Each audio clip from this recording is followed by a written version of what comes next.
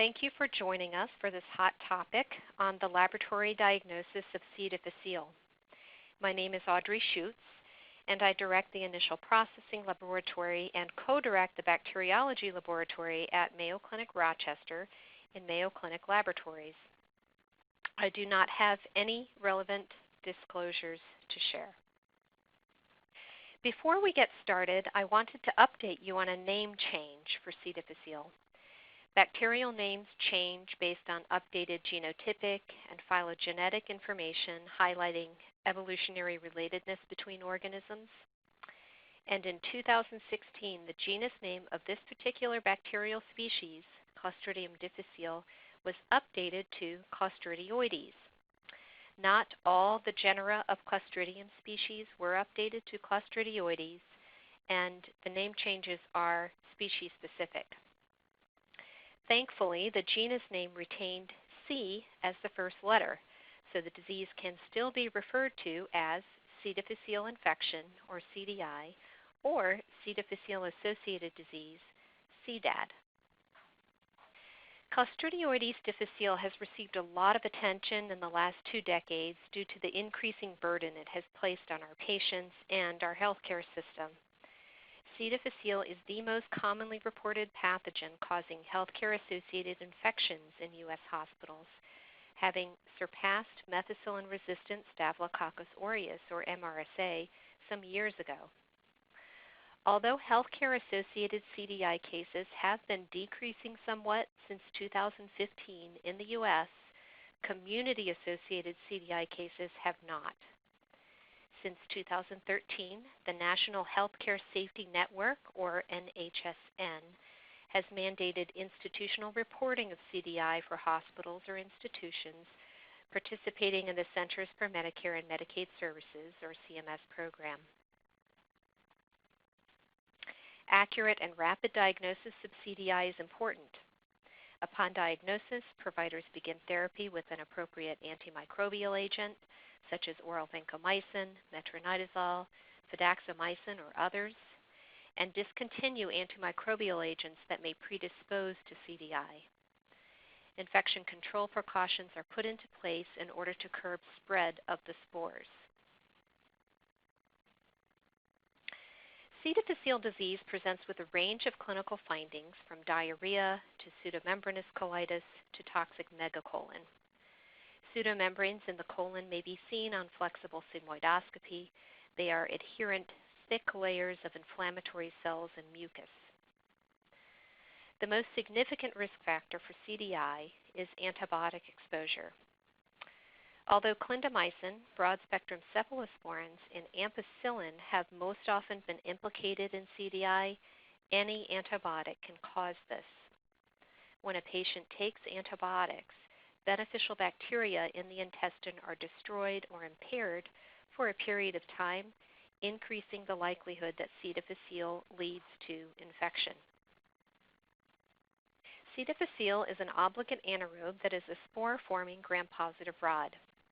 Note the pale staining empty areas of the bacterial rods on the gram stain photo on the right, indicating the spores.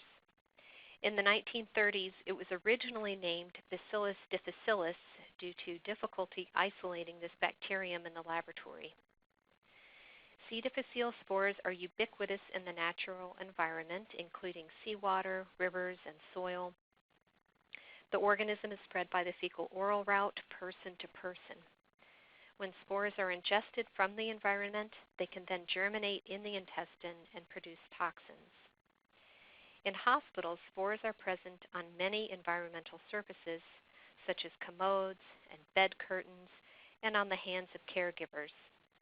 They have even been found in animals, but there has been no definitive evidence to date of zoonotic transmission from animals to humans.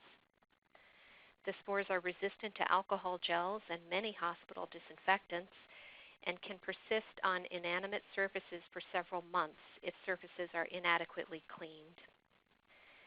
The epidemiology of C. difficile has been changing since the year 2000, with a rise in disease severity and changes in ribotypes.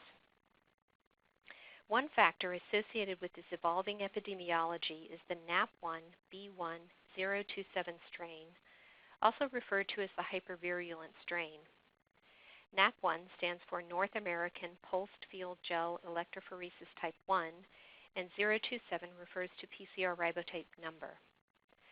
Compared to non-NAP1 strains, this strain has been more often associated with increased CDI frequency and more severe disease and complications.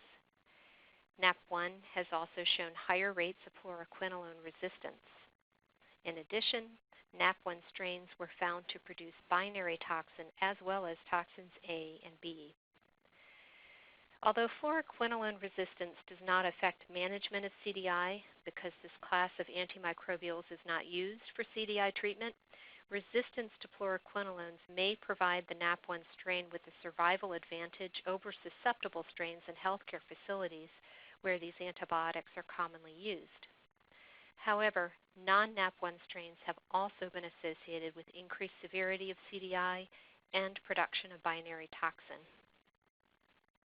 The prevalence of various C. difficile strains differs according to geographical region and patient subsets, and differentiation of the NAP1 strain in particular has not become yet commonplace in C. difficile diagnosis. There are several C. difficile toxins that are involved in disease.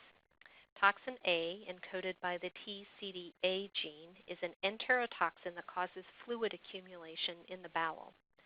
Toxin B, encoded by the TCDB gene, is cytopathic to or causes distortion of cells when cultured in the laboratory.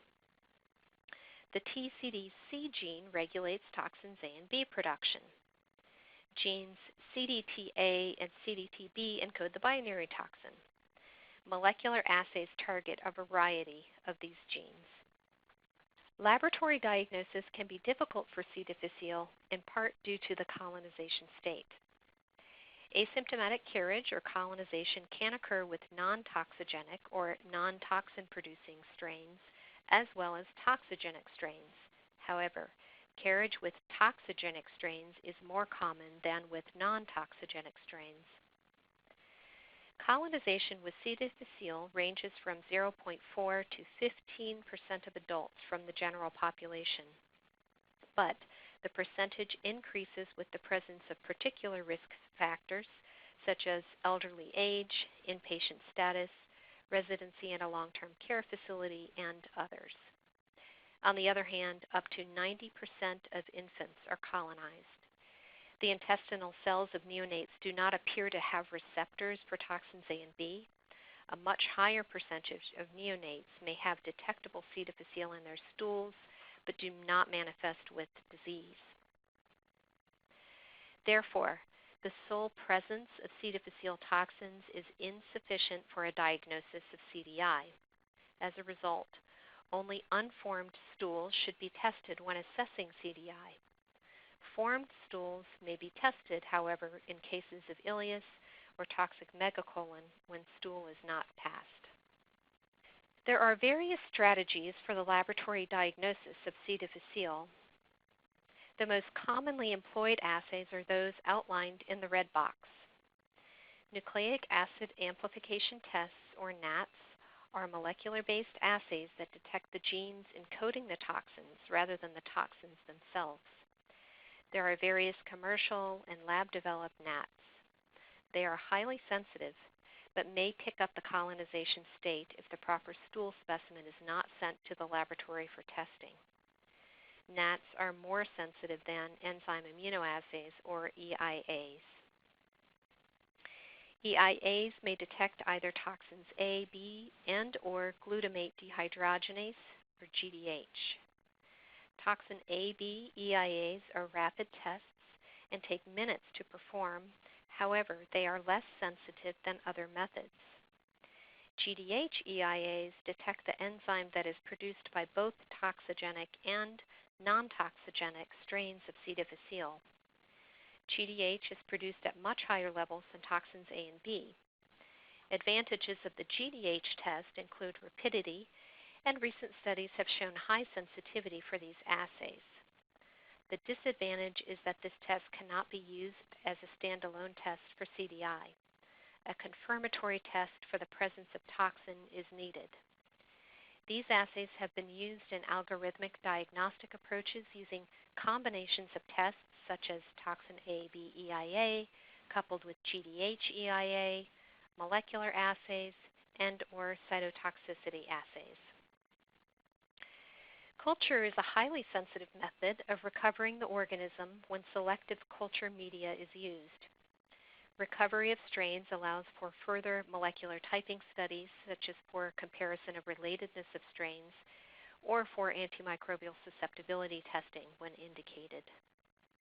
However, non-toxigenic strains can be recovered in culture, so further testing would be required to confirm toxigenicity. Resultantly, C. difficile culture should not be used as the primary diagnostic method for CDI.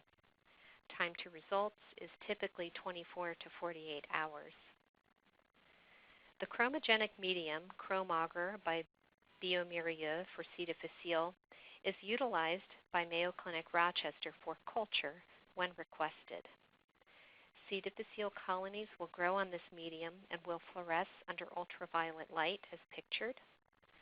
Other bacteria will be inhibited from growth or will not fluoresce. Confirmation of toxigenicity is not performed at Mayo Clinic Rochester with this C. difficile culture.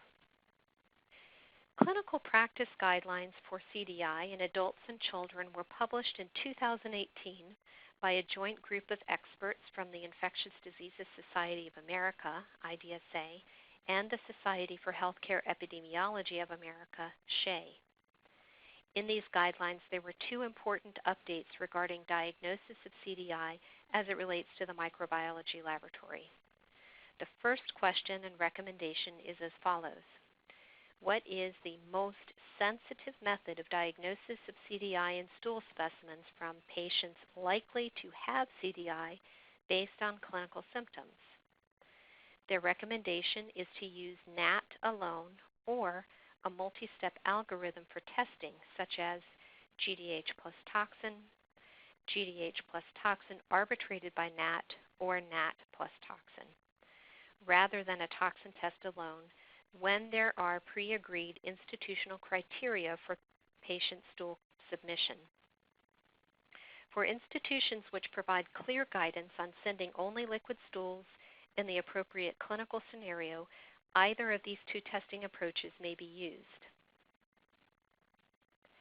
Their second question is, what is the best performing method, i.e.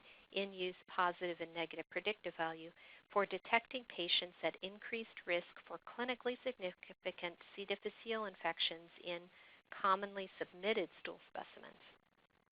Their recommendation for settings in which there are no pre-agreed institutional criteria for patient stool submission is to use a stool toxin test as part of a multi-step algorithm rather than a NAT alone.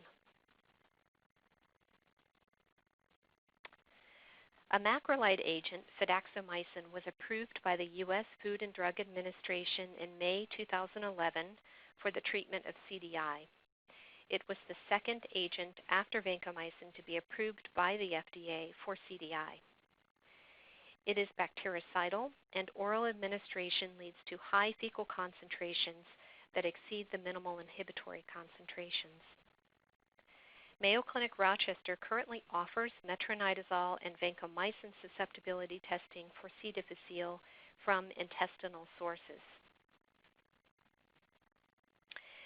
I'll wrap up this talk with general testing guidelines. First, repeat testing for use as a test of cure is not acceptable. Toxins can be detected in stool as long as 30 days after resolution of symptoms. Second, formed stools should not be tested when assessing for C. difficile infection. Third, testing should not be performed on children under 1 year of age. In summary, several testing approaches are available, and laboratories may use more than one testing platform in reflexive or algorithmic approaches when assessing CDI. The choice of which assay to use to detect CDI is dependent upon many factors, including the population tested and the laboratory's testing capabilities with that particular testing platform or platforms. Thank you for listening. My references follow.